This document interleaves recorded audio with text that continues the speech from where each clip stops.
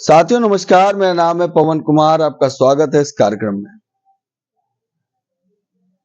जैसा कि आपको जानकारी हो गई है कि 5 तारीख को आकाश आनंद दिल्ली में जनसभा करेंगे, मगर कुछ वक्त पहले अभी यूपी में बाई इलेक्शन हो रहे थे। उस बीच आपने इंदु चौधरी के तमाम वीडियोस देखे होंगे तमाम चैनलों पर, जिस तरह से जिम्मेदारी को वो निभा रही थी और गांव-गांव जाकर, बस्तियों में जाकर बसपा का प्रचार प्रसार कर रही थी। इस बीच इंदु चौधरी को दिल्ली में जिम्मेदारी दी गई। दिल्ली में एक कार्यकर्ता सम्मेलन हो रहा था, कुंडली विधानसभा, जहां पर इंदु चौधरी पहुंचती हैं और जनता के बीच में संबोधित करती हैं। और इंदु चौधरी में एक बात जो देखी जाती है कि लोगों के बीच में कनेक्टिविटी वो बखूबी निभाती है। जब भाषण की शुरुआत की तो उन्होंने कहा, ये अनुभव हो गया, ये एहसास हो जाता है जब वो अपनों के बीच पहुंचती हैं, और जब उस बस्ती में पहुंची तो उन्हें खुद पता चल गया कि हम अपनों के बीच में आ गए। तमाम बातें कहीं हम आपको सुनाते हैं, मगर आपने चैनल को सब्सक्राइब नहीं किया तो सब्सक्राइब कर लीजिए, बेल आइकन भी दबा दीजिए कि ज्यादा से ज्यादा अपडेट मैं आपको दे सकूं। और देखिए क्या कुछ कहा इंदु चौधरी ने इस भाषण में।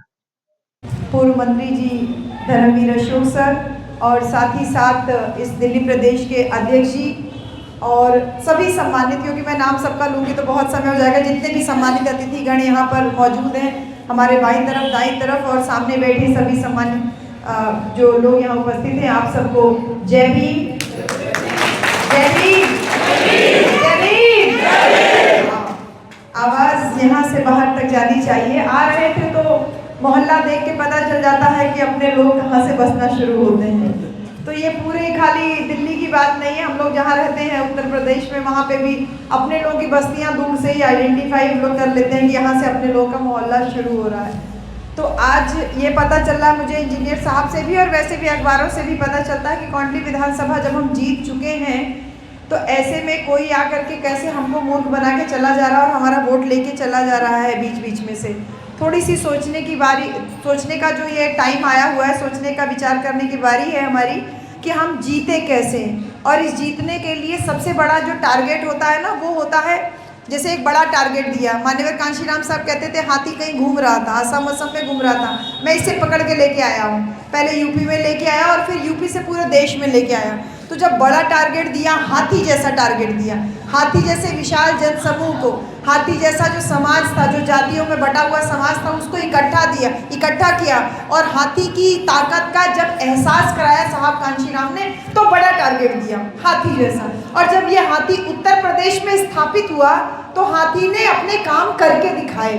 और उत्तर प्रदेश कोई बहुत दूर तो है नहीं यहाँ दिल्ली कॉलोनी से, बस यहाँ से मुझे लगता है 2-3 किलोमीटर, 4 किलोमीटर, 5 किलोमीटर बाद से ही आपका यूपी शुरू हो जाता है। तो अब यहीं से आपको थोड़ी विरासत देखनी है कि जो हाथी ने स्थापित किया। जब दिल्ली से हम नोएडा एंटर करते हैं तो भगवान बुद्ध की बड़ी सी मूर्ति दिखाई देती है, बड़ी सी मूर्ति दिखाई देती है। उसी से पता चल जाता है कि हमारा क्या काम था। अगर हाथी को साहब कांशीराम ने स्थापित किया था, इस बहुजन समाज को साहब कांशीराम ने इकट्ठा किया था, तो उसका काम बहन कुमारी मायावती जी के नेतृत्व में उत्तर प्रदेश में स्थापित हुआ। सबसे बड़ा उदाहरण ये नोएडा की बड़ी सी गौतम बुद्ध की मूर्ति दिखाई देती है और साथ ही लगे लगे गौतम बुद्ध यूनिवर्सिटी, माननीय कांशीराम साहब के नाम पे अस्पताल, तमाम छोटे college, inter college, degree college, polytechnic college, ITI college, तमाम कॉलेजेस जो दिखाई देते हैं। और इसके साथ साथ महापुरुषों के नाम पे जो बने हुए जिले हैं, जिसका एक बड़ा उदाहरण नोएडा के रूप में, गौतम बुद्ध नगर के रूप में हमको दिखाई देता है। तो हमें ये अपने आप में विचार करना है कि कोई भी हमारे बीच में आ रहा है। अरे कहा जाता है कि झाड़ू जो होता है ना, जब टूटी रहती है तो वो कचड़ा खुद ही बन जाती है। तो उसको आपको कचड़ा बनाना है, वो इकट्ठा होके आपको ही कचड़ा समझ के आपको ही साफ करने की कोशिश कर रही है। आपको इतना बड़ा सिंबल माननीय कांशीराम साहब और बहन कुमारी मायावती जी ने गौतम बुद्ध नगर स्थापित करके दे दिया है, तो खुद कचरा बनने की हम क्यों तैयारी कर रहे हैं? क्यों किसी की बातों में फंस जा रहे हैं, किसी के बहकावे में चले आ रहे हैं। हमको इतना बड़ा टारगेट है, ये केवल उत्तर प्रदेश या कौंडली या कोई एक दिल्ली प्रदेश का चुनाव नहीं है, ये बहुजन समाज को हुक्मरान बनाने की लड़ाई है, जिसमें एक सीढ़ी है कौंडली विधानसभा। तो एक सीढ़ी है कौंडली विधानसभा, आपका हमारा क्या सहयोग हो सकता है इस शासन सत्ता को हासिल करने में, अपने टारगेट को अचीव करने में, इस पे हमारा लक्ष्य फोकस होना चाहिए। अपने अंदर जज्बात पैदा कीजिए, जिम्मेदारी पैदा कीजिए। ये मत सोचिए कि आपका नेतृत्व बहन कुमारी मायावती जी ने जो संघर्ष किया, वो तो शुरुआत तो दिल्ली से ही हुई थी ना। हम तो जय भगवान जी से भी मिले, अब तो वो इस दुनिया में नहीं है, उनसे मिले, उनसे बहुत सारी बातें पता चली कि किस प्रकार से माननीय कांशीराम साहब, किस प्रकार बहन कुमारी मायावती जी, मतलब कोई मूलभूत सुविधाएं भी नहीं होती थी, एक सोने के लिए एक चारपाई तक नहीं है, एक टेबल नहीं है, कुर्सी नहीं है। ऐसे में बहुजन समाज पार्टी की नींव रखी गई और आज बहुजन समाज पार्टी का कारवां उत्तर प्रदेश में 4 बार मुख्यमंत्री बन करके स्थापित हुआ। अगर 5-10 मिनट हम बिना पानी के रह सकते हैं, 5-10 मिनट के हम लोग तो चना भूजा खा करके मिशन का प्रचार किए हैं। हम तो इस दिल्ली प्रदेश में कई घरों में गए जहाँ पे लोगों ने बताया कि साहब कांशीराम हमारे दरवाजे पे उबले आलू हम लोगों ने उनको दिए थे, हाँ भुजे हुए आलू, उबले आलू दिए थे। साहब ने दरवाजे खटखटा के खाना मांगा है, तब ये बहुजन समाज पार्टी आज यहाँ तक पहुँच पाई है कि हम यहाँ पर बैठे हुए हैं। ये बहुजन समाज पार्टी का कारवां इसी दिल्ली प्रदेश से निकल करके गया था। साहब कांशीराम सबसे पहले दिल्ली प्रदेश ही आए थे, फिर यहाँ से निकल के गाजियाबाद, नोएडा और दूसरी जगहों पे पहुंचे थे। खून को वापस गर्म कर, खून ठंडा क्यों हो गया?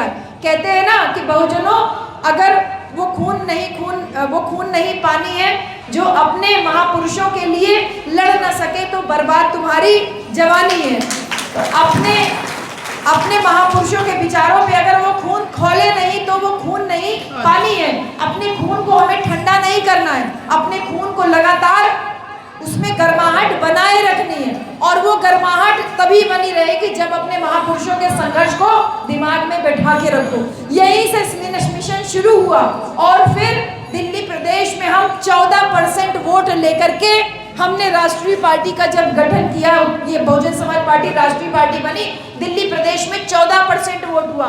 जब करोल बाग की तरफ जाती हूँ, जूते की दुकानें देखती हूँ, तो ये समझ में आता है कि हमारे जाटुओं का, हमारे चमारों का कितना बड़ा मॉब यहाँ पर है और वो कैसे किसी और की तरफ जा सकता है। मेरे माँ भाई, अगर हम लोग कहते हैं ना हम अगर वफादार हैं तो वफादारी अपनी पार्टी की तरफ दिखाएं, अपने मिशन की तरफ दिखाएं, अपने महापुरुषों की बातों की तरफ दिखाएं। वो महापुरुष जिन्होंने फटी हुई शर्ट पहनी हुई थी, जिन्होंने टूटी हुई चप्पल में मिशन को चलाया, और आज जब उन महापुरुषों की बदौलत तुमको तुम्हारे वोट की कीमत का एहसास हुआ तो तुमने अपने वोटों की कीमत लगा दी।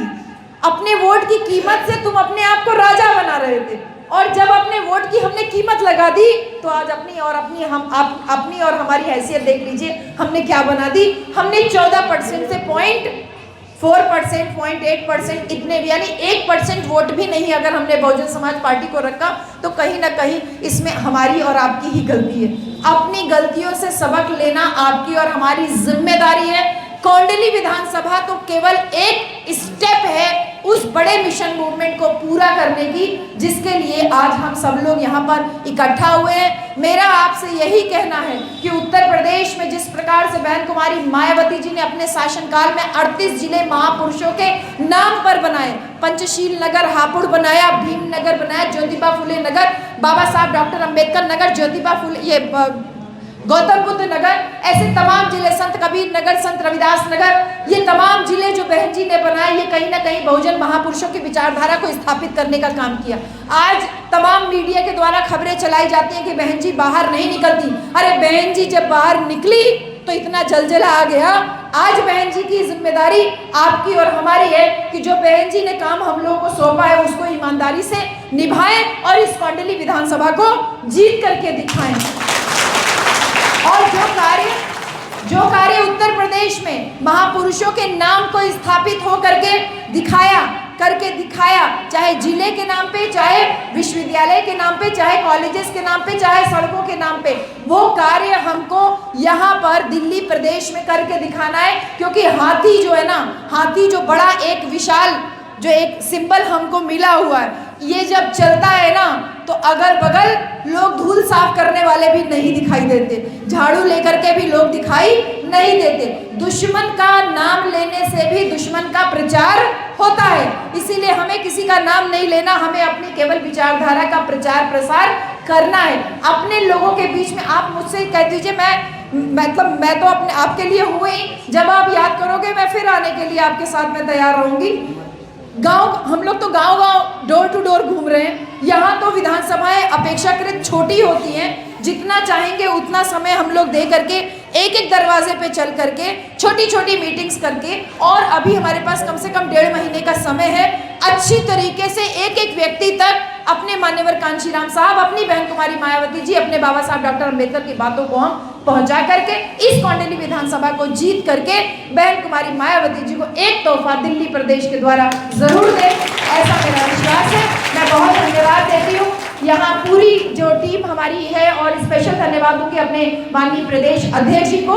आपसे मेरी मुलाकात तो खैर पहले भी थी, लेकिन आज एक औपचारिक रूप से मुलाकात हो रही है, और साथ में इंजीनियर साहब और तमाम जो साथी हैं और हमारे संचालक महोदय। और विशेष धन्यवाद हमारे बहुत सम्मानित हमारे गार्जियन माननीय धर्मवीर अशोक सर का, जिनके सौजन्य से आज मुझे आप लोगों के बीच में आने का अवसर प्राप्त हुआ। और गुरुजी, आपको तो मैं रास्ते पर फ़ोन ही आपको लगाती रही, मैं आप ही की बात कर रही थी सर कि गुरुजी यहाँ पर बहुत एक्टिव है, अगर आपसे मुलाकात हो जाती तो आज आपसे भी मुलाकात हो गई। और सभी लोगों को बहुत सारा बात। जय भीम, जय भारत, नमो बुद्धाय, जय संविधान।